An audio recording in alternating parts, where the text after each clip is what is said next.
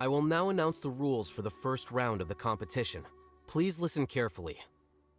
During the opening ceremony, Academia staff released several cages of butterflies, and many of them are now fluttering within Sumeru City.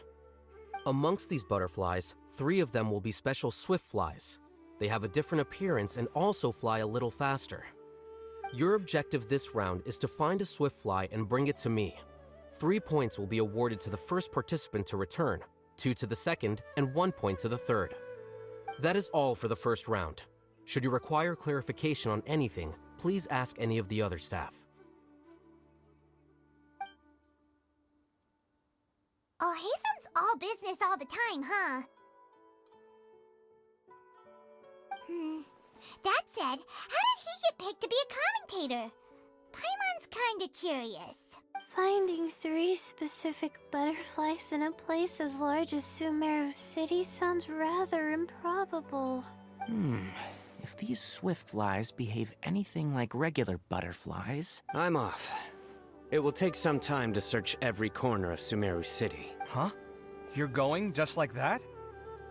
A champion walks the road to victory. My dear Kasharawar Jr., I have a plan. How about some cooperation between you and me? Cooperation? Looks like everyone's got their own plans for this, Tuffy. We're supposed to go on stage next, right? Let's wait and see everyone's reactions first. Huh? Wait a minute. Look, he seems to be observing the other contestants just like we are. We were right not to let our guard down. Do you remember those things we made previously? Huh? You mean... It's time for them to shine. It looks like Faruzan and Kaveh have some secret plan. Oh, hello there. Madame Faruzan and I are discussing how... Shh! Hush now! The walls have ears around here. We should keep it a secret for now, but you'll find out what we have in store soon enough. Come now, let's go. Before the others act. All right, there's no time to lose. We're off to make our preparations. See you later.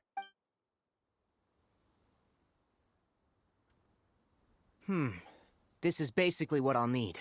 Do you think you'll have any difficulties? I have most of the reagents with me, and I can buy the rest. Kale, you're here too! Kainari, you have a master plan ready?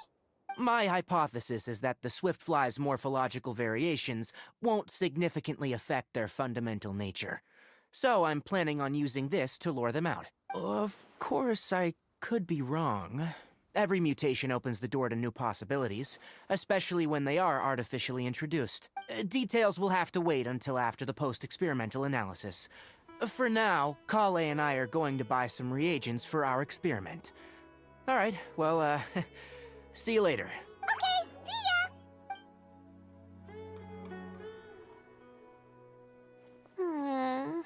Hey, Layla! You look a little worried. Yeah, I have no idea what I should do. What color are these swift flies? Do they have special markings? How do they differ from ordinary butterflies? Oh, I can't even figure out these basic questions, and most of what I've learned in the past is completely useless here. Aren't people who research the stars supposed to have some extraordinary abilities? Why not use astrology to solve it? Oh, you're another contestant. That guy, was it? Is it that you can't use astrology during the day? Guess that skill's less useful than I thought. No, it's not like that. If it's daytime, all I need is an astrolabe. So, why don't you do that then? Mona Magistus, the astrologist, said that those who constantly use astrology to obtain things that shouldn't be theirs will eventually lose the blessing from the stars. It's just something I read in an academic publication. I really love to read Mona's essays. You're overthinking it. Power is just a tool. It just seems to me that you don't have the resolve to win this. Well, suit yourself. Wallow in your immature ideals if you like. Hey! Walking off after saying a bunch of mean stuff like that? Did I say something wrong just now? Thank you so much. I've made up my mind not to use astrology for this. I think I'll just try my luck in the city. To be honest, I've always been pretty good at observation, and if I'm fortunate, I might be able to find that special butterfly species. Lord Cyno seems to have found a swiftfly. Come on, let's go check it out. Really? Where? The butterfly flew up high, and he's chasing it now. Oh, no time to lose. Let's go see. As expected of Cyno. Actually, shouldn't you two go have a look as well? The moment when he catches the butterfly will likely be one worth recording after all. I'll head into the city shortly to start my own search. I'll see you later. Alright, in that case, let's go see Cyno first, and then we can check on what everyone else is up to.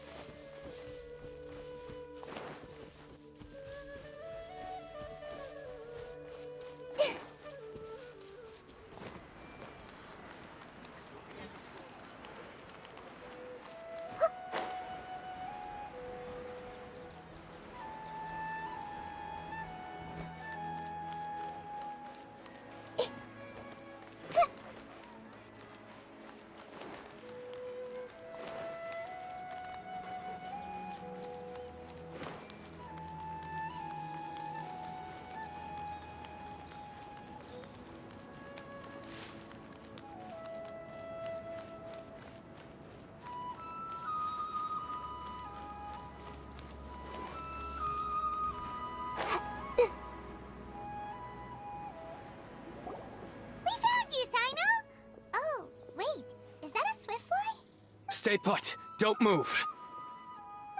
He caught it! Huh? Cyno, what's wrong? This isn't what I'm looking for. It's a... Finally, I made it. I heard that you caught a swiftfly, Cyno. Mind letting me see what it looks like? Hold on. Isn't this the mechanical bait that I released earlier? Why would you catch that instead of a swiftfly? Wait a minute. If we consider this from a different angle, isn't it a good thing that the bait you made was convincing enough to fool even Cyno? That's right. During a previous interior design project, I felt that the artificial flowers on a wall were a little bland, so I decided on placing a few moving mechanical butterflies to add some pizzazz. In order to make them both small and nimble, I consulted with Madame Faruzan. Not long ago, the two of us took all those mechanical butterflies and released them into the city. Why would you do that? Need you even ask? Young people these days really do need to get out more. Have you never played that game where you place strips of paper on a bamboo pole and wave it across a field of flowers to attract a whole kaleidoscope of butterflies? No, I haven't. Wait, so you're trying to... That's right. The butterflies within the city will mistake our mechanical bait for one of their own and follow them around. As long as we keep releasing and retrieving our bait, we can capture all the butterflies within the city. What comes afterward is just a matter of separating the swiftflies from the others. Huh. Guess that's one way to do it. Do not underestimate the wisdom of your elders. I had already thought of this method the moment the round's rules were announced. Of course, we also owe much to this fine junior of mine here for making such lifelike butterflies. It seems that Kasharawar has not quite declined as far as I had thought in recent years. Their teaching skills at least seem to be intact. Well, I just stuck to what I do best. The idea was yours. No need to be so polite. Once we capture all these butterflies, we shall split the points for this round. Look, one of them is returning now. Huh? Wait a moment. Are my eyes deceiving me? Why don't I see any butterflies behind it? That's because there are none. Seems like your plan has hit a snag. Looks like the match continues. I'll be looking elsewhere. Huh. Strange.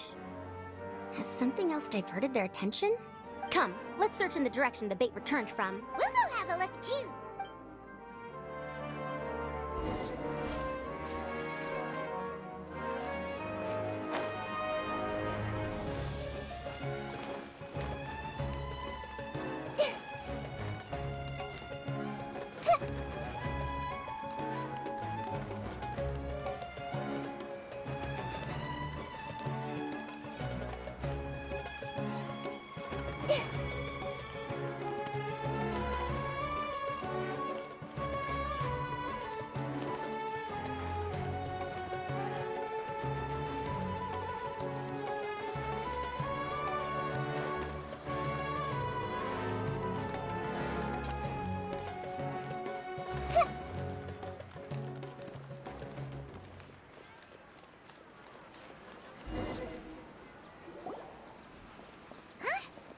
Frozen? Kaveh, why did you two stop? Ah. So it was the Morta boy. Tainari! Fascinating, isn't it? The butterflies have all congregated here due to a special incense that I used. I infused it with 3 different types of honey, and the butterflies, following the fragrance, have gathered around me. Butterflies must have really sharp noses then. Wait, do they even have noses? I've never seen one. They do not, in fact, and their vision isn't stellar either. However, they can use their antennae to distinguish between scents, and their olfactory senses are generally quite advanced, allowing them to detect floral fragrances from great distances. Oh, so that's how it is. I had a pet butterfly once. I picked wildflowers and placed them in its box, but it wouldn't eat any. That's normal. Raising butterflies isn't difficult, but there are many things you should take note of. Appropriate temperature, sufficient air, and a spacious environment are examples of such considerations. You must also ensure that the food you've chosen suits their palate. Most importantly, you must curb your curiosity and avoid disturbing them while they rest. Otherwise, they may become stressed. Sorry. I liked to poke at its wings at the time.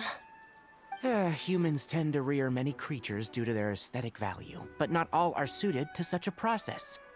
Caring for living beings is hard work. Impulse alone is insufficient. Some prerequisite knowledge is always required. You sure do know a lot. I have a question too. I bought a scarab not long ago and it hasn't seemed very active. Can you help me figure out why? I'd like to keep a dustbird as a pet. What are some key points I should consider? Is it possible to keep a Rishbalin tiger as a pet? All right, it seems like you all have a great deal of questions. But I am in the middle of the Inter-Darshan Championship at the moment, so I'm afraid I can't answer them all now. Let me propose an alternative. Next month, there will be a biology lecture at Gandharvaville, and I will be sharing some interesting insights on living organisms there.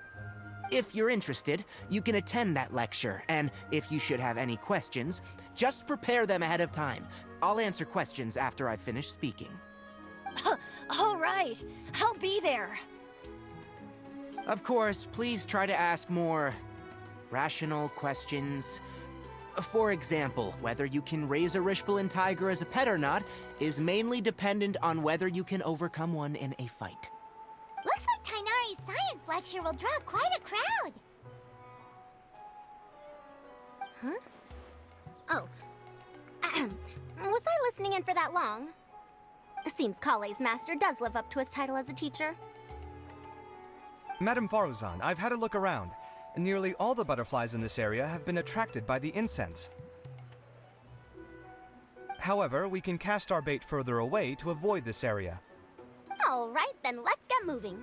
We shan't let all the butterflies get away from us if we can help it. Seems like the competition's really heating up. Let's go see how the other contestants are doing.